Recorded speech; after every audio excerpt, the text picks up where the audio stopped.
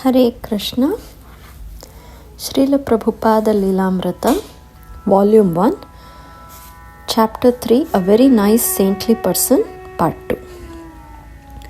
Srila Bhakti Siddhanta was often traveling and Abhay was busy with his family and business, so to arrange another meeting was not possible. Yet from their first encounter, Abhay had considered Bhakti Siddhanta Saraswati his spiritual master, and Abhay began thinking of him always. I have met such a nice saintly person. Whenever possible, Abhay would seek out Srila Bhakti Siddhanta's disciples, the members of the Gaudiya Math. As for Gandhi's movement, Gandhi had suffered a bitter setback when his non-violent followers had blundered and committed violence during a protest. The British had taken the opportunity to arrest Gandhi and sentence him to 6 years in jail. Although his followers still revered him, the nationalist movement had lost much of its impetus. But regardless of that, Abhay was no longer interested. Srila Bhakti Siddhanta Saraswati had defeated his idea that the nationalist cause was India's first priority. He had invoked Abhay's original Krishna consciousness, and Abhay now felt confident that Bhakti Siddhanta's mission was the real priority. Srila Bhakti Siddhanta had invited him to preach, and from that moment Abhay had wanted to join the Gaudiya Math as one of Srila Bhakti Siddhanta Saraswati's disciples. But now, instead of his political inclinations, it was his family obligations that stood in the way. He was no longer thinking, first let us become an independent nation, then preach about Lord Chaitanya. Now he was thinking, I cannot take part like the others, I have my family responsibilities. And the family was growing. In 1921, Abhay and his wife had their first child, a son, and there would be more children and more income would be needed. Earning money meant sacrificing time and energy, and it meant, at least externally, being distracted from the mission of Bhakti Siddhanta Saraswati. Indian culture had the highest regard for the family institution, and divorce was unheard of. Even if a man was in great financial difficulty, he would remain with his wife and children. Although Abhay expressed regret at not being a sannyasi disciple in the Gaudiya Math, he never seriously considered leaving his young wife so early in their marriage. Gaur Mohan was pleased to hear of his son's attraction to a Vaishnava guru, but he never expected Abhay to abandon responsibilities and enter the renounced order. A Vaishnava could remain with wife and family, practice spiritual life at home, and even become active in preaching. Abhay would have to find ways to serve the mission of Bhakti Siddhanta Saraswati as a family man. Abhay thought that if he were to become more successful in business, then he could spend money not only to support his family but also to help support Srila Bhakti Siddhanta Saraswati's mission of spreading Krishna consciousness. An astrologer had even predicted that Abhay would become one of the wealthiest men in India. But with his present income, he could do little more than provide for his family's needs. He thought he might do better by trying to develop a business on his own. Abhay expressed his feelings to Dr. Bose, who listened like a sympathetic father and suggested that Abhay become his agent for all of northern India. Abhay could purchase medicines, liniments, rectified spirits, toothpastes and other items wholesale from Dr. Bose's factory and travel widely throughout northern India, building up his own business. Also, Abhay had enough experience with Bose's laboratory so that he could try to make and market some of his own medicines and products. Dr. Bose and Abhay decided that the centrally located city of Allahabad would be a good place for Abhay to make his headquarters. In 1923, Abhay and his wife and child moved to Allahabad, a 12-hour train ride northwest from Calcutta. The British had once made Allahabad the capital of the United Provinces, and they had built many good buildings there, including buildings for a high court and a university. Europeans and affluent Indian families like the Nehrus lived in a modern, paved, well-lit section of the town. There was also another older section with ancient narrow streets closely lined with buildings and shops. Many Bengalis resided there, and it was there that Abhay decided to settle his family. He had chosen Allahabad, traditionally known as Prayaga, as a good location for business, but it was also one of India's most famous places of pilgrimage. Situated at the confluence of three holiest rivers of India, the Ganges, the Yamuna, and the Saraswati, Allahabad was the site of two of India's most widely attended spiritual events, the annual Magha Mela and the Kumbh Mela, which took place every 12 years. And in search of spiritual purification, millions of pilgrims from all over India would converge here each year at the time of the full moon in the month of Magha, January, and bathe at the junction of the three sacred rivers. Abhay's home at 60 Badshahi Mandi consisted of a few rented rooms. For his business, he rented a small shop in the commercial center of the city at Johnston Ganj Road, where he opened his dispensary, Prayag Pharmacy, and began selling medicines, tinctures, syrups, and other products manufactured by Bose's laboratory. He met an Allahabad physician, Dr. Ghosh, who was interested in a business partnership, so Abhay asked him to become his attending physician and move his office to Prayag Pharmacy. Dr. Ghosh consented and closed his own shop, Tropical Pharmacy. At Prayag Pharmacy, Dr. Ghosh would diagnose patients and give medical prescriptions, which Abhay would fill. Dr. Ghosh would then receive a 25% commission from the sale of the prescriptions. Abhay and Dr. Ghosh became friends. They would visit at each other's home and they treated each other's children like their own family members. Often they discussed their aspirations for increasing profits. Dr. Ghosh: Abhay was a business-minded man. We were all God-fearing, of course. In every home we have a small temple and we must have deities. But he used to always talk about business and how to meet family expenses. Although at home Abhay wore a kurta and dhoti, sometimes for business he would dress in shirt and pants. He was a good-looking, full-mustached, energetic young man in his late 20s. He and Radharani De now had two children. A daughter was born after they had been in Allahabad 1 year. Gaur Mohan, who was now 75, had come to live with him, as had Abhay's widowed sister Rajeshwari and her son Tulasi. Gaur Mohan mostly stayed at home, chanted on his beads, and worshipped the Shaligrama Shila deity of Krishna. He was satisfied that Abhay was doing right, and Abhay was satisfied to have his father living comfortably with him and freely worshipping Krishna. Abhay led a busy life. He was intent on building his business. By 8 a.m., he would go to his pharmacy where he would meet Dr. Ghosh and begin his day's work. At noon, he would come home and then he would return to the pharmacy in the late afternoon. He had purchased a large Buick for 8,000 rupees, and although he never drove it himself, he let his nephew, a good driver, use it for his taxi business. Occasionally, Abhay would use the car on his own business excursions, and his nephew would then act as his chauffeur. It so happened that both Motilal Nehru and his son Jawaharlal were customers at Prayag Pharmacy. Because Jawaharlal would always order Western medicines, Abhay thought he must have felt that Indian ways were inferior. Once, Jawaharlal approached Abhay for a political contribution and Abhay donated, being a conscientious merchant. During the day, Abhay would talk with his customers and other friends who would stop by, and they would tell him many things. A former military officer used to tell Abhay stories of World War I. He told how Marshal Foch in France had one day ordered the killing of thousands of Belgian refugees whose maintenance had become a burden to him on the battlefield. A Mohammedan gentleman, a member of a royal family in Afghanistan, would come daily with his son to sit and chat. Abhay would listen to his visitors and converse pleasantly and make up their prescriptions, but his thoughts kept returning to his meeting with Bhakti Siddhanta Saraswati. He went over it again and again in his mind, how he had looked, his mannerisms, what he had said. At night, Abhay would go home to his wife and children. Radharani was a chaste and faithful wife who spent her days cooking, cleaning, and caring for her two children. But she was not inclined to share her husband's interest in things spiritual. He could not convey to her his feelings about Bhakti Siddhanta Saraswati.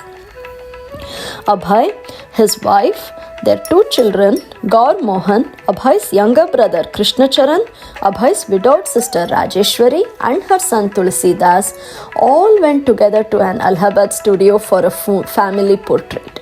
The photo shows Abhay in his late 20s. He is thin and dark with a full mustache. His forehead is broad, his eyes dark and clear. He wears a white kurta and dhoti and plain dark slippers. He sits in a chair, his wife standing behind him, an attractive young woman in a white khadi sari with a line of color on the border. Her slim arm rests behind Abhay's head on the back of his chair, her small hand gripping the edge of the chair. Her left hand hangs by her side, gripped in a fist. She is barefoot. With his left hand, Abhay steadies his 2-year-old boy, Pacha, Prayagraj, a glaring infant on his lap. The boy seemed to squirm, his baby legs and bare feet dangling by his mother's knee. Abhay seemed a bit amused by the son on his lap. Abhay is a handsome young man, his wife an attractive woman, both young. Also, behind Abhay stands his nephew Tulsi and his brother Krishnacharan. Sitting on the far right is Abhay's sister Ajeshwari, dressed in a widow's white sari, holding Sulakshmana, Abhay's daughter, on her lap. Sulakshmana is also squirming, her foot jutting towards the photographer. In the center sits Gaur Mohan. His face is shriveled and his whole body is emaciated with age. He is also wearing a white kurta and dhoti. His hands seem to be moving actively on his lap, perhaps with palsy. He is short and small and old. Abhay travelled frequently throughout northern India, intent on expanding his sales. It was not unusual for him to be gone a few days in a week and sometimes a week or more at a time as he travelled from one city to another. The pharmaceutical industry was just beginning in India, and doctors and hospitals and pharmacies were eager to buy from the competent, gentlemanly agent who called on them from Bose's laboratory of Calcutta.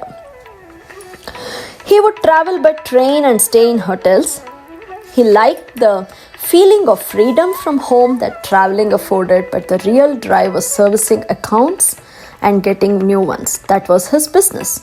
Riding in a third-class, unreserved compartment was often uncomfortable. The only seats were benches which were often dirty, and passengers were permitted to crowd on without reservations. But that is how Abhay travelled hundreds of miles every week. As the train moved between towns, he would see the numberless small villages and then the country land that spread out before him on either side of the tracks.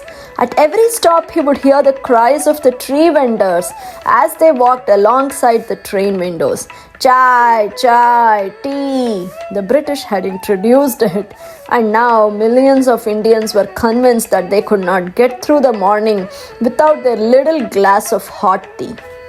As a strict Vaishnava, Abhay never touched it, but his wife, much to his displeasure, was becoming a regular tea drinker. Although Abhay was accustomed to dressing as a European businessman, he never compromised his strict Vaishnava principles. Most of his fellow Bengalis had taken up fish eating, but Abhay was always careful to avoid non-Vaishnava foods even at hotels. One at vegetarian hotel, the Empire Hindu Hotel in Bombay, he was served onions, and sometimes hotel people tried to serve him mushrooms, garlic and even eggs. But all of these he carefully avoided. Keeping a small semblance of his home routine, he would take his bath early in the morning with cold water. He followed this routine year-round, and when in Saharanpur he did so during the bitter cold weather, the hotel keeper was greatly surprised. Abhay conversed with many people in his travels. A doctor in Dhaka told him that on his way to the office, he had passed a farmer talking to a friend and could tell by the sound of the farmer's cough that the farmer would die within a few hours.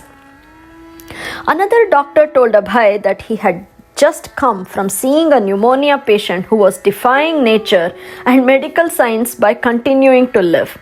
He met a Muhammadan doctor in Gaya, who lamented that he had just lost a patient, although he had given the man the very best medicine. Such accounts from men of the medical profession confirmed Abhay's conviction that without God's sanction, no one could be saved. Not that he ever thought of his medical sales as philanthropic work, Bhaktisiddhanta Saraswati had already convinced him that the only way to save a person was by giving him Krishna consciousness. Abhay's medical products were strictly for business.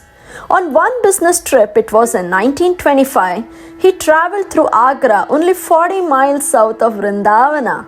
Taking the opportunity, he made his first visit to holy Vrindavana, fulfilling his childhood aspiration. He loved the sight of Vrindavana, but he could spend only a day or two. Even a single day away from his sales work could be critical.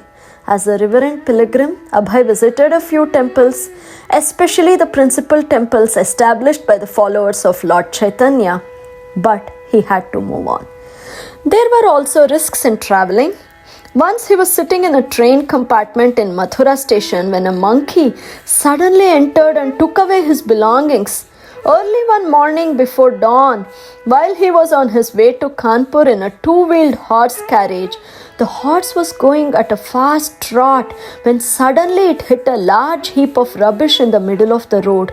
The carriage turned upside down. The horse driver and the carriage all landed in a heap, and Abhay was thrown into the air. But he landed unharmed, feeling as though he had just changed to another seat. Because Abhay sat but said nothing, the driver thought he had been knocked unconscious and became anxious. The passenger was all right, however, and the driver considered it a miracle since the cart had so violently ejected him. Abhay took it that he had been saved by Krishna, and he remembered similar incidents starting with his childhood when his clothing had caught on fire. Krishna had always protected him. For 5 years, Abhay travelled widely out of Allahabad, and when he was home, he put in long hours at the dispensary. But he also spent time with his wife and played with his children. Srila Prabhupada. When my son was about 2 years old, he was very naughty, always doing some mischief. My friends used to visit me and call my son Pacha. Pacha, if you sit down for 1 minute silently, I will give you a gift. But the boy failed. He could not sit down even for a minute. There was a table fan and Pacha wanted to touch it. I said, no, don't touch. But again he tried to touch it. So my friend said, just lower the speed and let him touch it. So I unplugged the fan and then he touched it. It did not harm him, but it hit his finger with a loud noise. Tung! And then he would not touch again. I would ask him, touch again? But he would not. As soon as his daughter Sulakshmana could speak, he began teaching her the Bengali translation of the prayer Guruvashtakam, which begins, the spiritual master is receiving benedictions from the ocean of mercy. Just as a cloud pours water on a forest fire to extinguish it, the spiritual master extinguishes the blazing fire of material life, of repeated birth and death.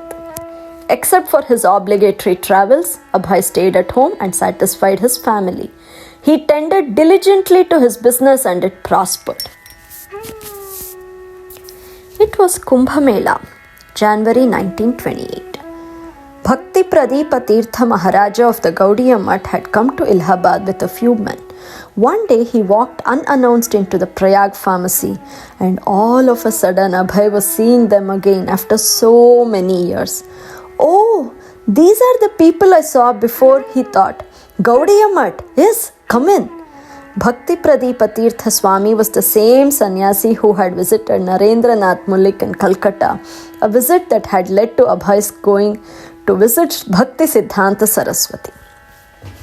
Folding his palms in a humble gesture, standing before Abhay in a simple saffron kadhi robe, his shaven head with a tuft of shikha in the back, his forehead marked with Vaishnava tilaka, Tirtha Maharaja said to Abhay, "We are new here. We are going to establish a temple in Allahabad. We have heard your name, so we have come to you. Please help us." Abhay was joyful. "Yes, I will help you." He contributed what money he could and then introduced Tirtha Maharaja to Dr. Ghosh, who also contributed. Abhay invited the Gaudiya Math devotees to come to his home and hold a bhajana and a lecture. His wife could cook prasadam. They accepted, but when they arrived, there was a misunderstanding. Gaur Mohan, who was invalid, was staying in his room upstairs. Please come down, Abhay called. There's a meeting of the Gaudiya Math. Gaur Mohan came downstairs, but when he saw the sadhus, he mistook them for impersonalists from a non-devotional mission. He had not heard correctly what Abhay had said. Gaur Mohan took his seat, but he observed the saffron-clothed men sullenly and even made a critical remark. Abhay, who was enlivened at the opportunity to associate with the Vaishnavas and hear from them Krishna Katha, could not understand his father's behavior. Then as soon as Bhakti Pradipa Tirtha Swami began his lecture, Gaur Mohan understood. Oh, they are Vaishnavas, he cried. Old and invalid as he was, he immediately fell down at their feet. I misunderstood you, sir. I thought you were sannyasis from another mission. I am glad to meet you. After Kumbh Mela, Pradipa Tirtha Swami left, but 5 or 6 brahmachari disciples of Bhakti Siddhanta Saraswati stayed on in Allahabad, maintaining a small matha headquarters. They worshipped the deity, held an evening program of kirtana and lecture, and preached actively to local people. The devotee in charge, Atulananda Brahmachari, would visit the homes of Allahabad citizens, trying to solicit subscriber members for the matha.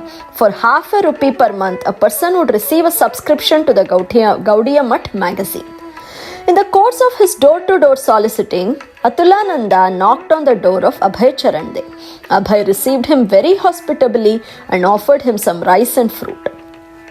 Abhay was very receptive to the philosophy and religious discussions with Atulananda, who made it a point to visit Mr. Day repeatedly and speak with him about Lord Chaitanya and the Bhagavad Gita. Abhay also inquired into the recent activities of Srila Bhakti Siddhanta Saraswati. By now, Srila Bhakti Siddhanta had established the Gaudiya printing works in Calcutta and had begun to publish the Srimad Bhagavatam in several volumes with his own annotations. He had also published an edited version of Sri Chaitanya Bhagavata from his center in Dhaka. He had opened centers in Bhubaneswar, Madras and Puri.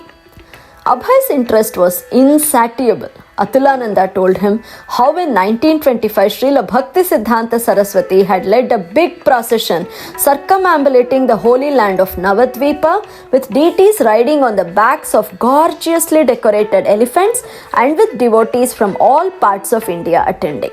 Envious professional priests who opposed Srila Bhakti Siddhanta's acceptance of disciples from all castes had employed a gang to help them hurl bricks and rocks on the procession. But Srila Bhakti Siddhanta had continued undaunted. In 1926, he had toured throughout India preaching the message of Lord Chaitanya. He had also installed deities in the large temple of Sri Chaitanya Math in Mayapur. And a year ago, he had begun publishing his magazine Sajjana Toshani in 3 languages, including an English edition called The Harmonist. After several visits and hours of discussion on the activities and philosophy of Gaudiya Vaishnavism, Atulananda brought Mr. Day to the Allahabad ashram. Shortly thereafter, the matha relocated to a rented house on South Malakka Street near Rambagh, just a short walk from Abhay's house. Now, it was possible for Abhay to visit every evening. After work, he would attend the matha, where he would play the mridanga, surprising the brahmacharis with his already developed mridanga playing skills.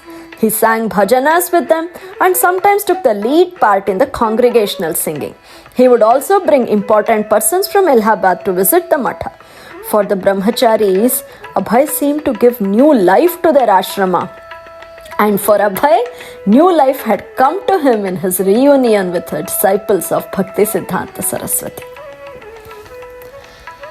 In 1930, Gaur Mohan's health took a turn for the worse, and his family members gathered around him, thinking that his end had come. Abhay had been in Bombay on business and it was late when he reached Allahabad and knocked on the door. Gaur Mohan told his daughter Rajeshwari, "Open the door, Abhay has come." She replied, "No, he's in Bombay." Gaur Mohan repeated, "I tell you that he has come. You open the door." It was about midnight. She went downstairs, opened the door, and found that her brother had indeed come. Abhay went to his father. "How are you?" "I am all right," Gaur Mohan replied. "You just take rest for the night." The next morning, Abhay called the doctor. "How your father is living, we don't know," the doctor told him. "He has practically no pulse. He has been living without food for several months." Abhay asked his father, "What is your wish? Tell me." "Why are you asking?" his father replied. "Has the doctor told you anything?" Abhay said, "No, I'm asking because I'm staying in Bombay and you are here. So, if you have any wish, any intention, let me know. I'm here for you." Gaur Mohan told him to give their cow to the Allahabad Gaudiya Mutt.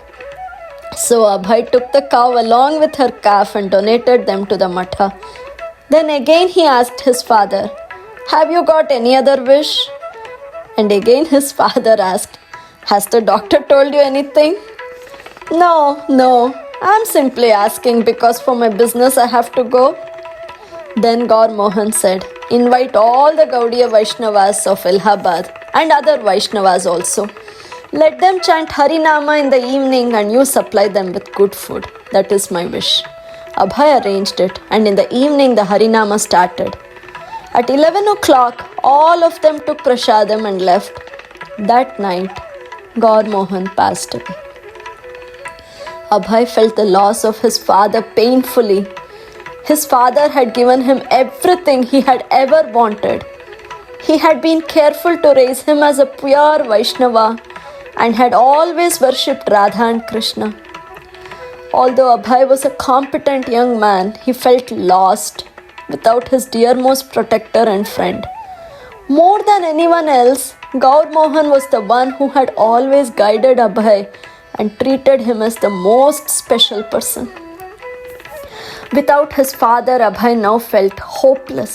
He suddenly felt the same dependency he had felt as a small boy, but now without his father, the one who had always treated him as a pet son, deserving all loving attention, the one who had given him whatever he had wanted and who had literally prayed to every holy man he had met that his son become a great devotee of Srimati Radharani.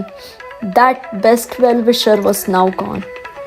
On the day of Shraddha, 13 days after Gaur Mohan passed away, Abhay and his brother posed for a formal photograph. In accordance with the religious custom, the two sons had shaved their heads.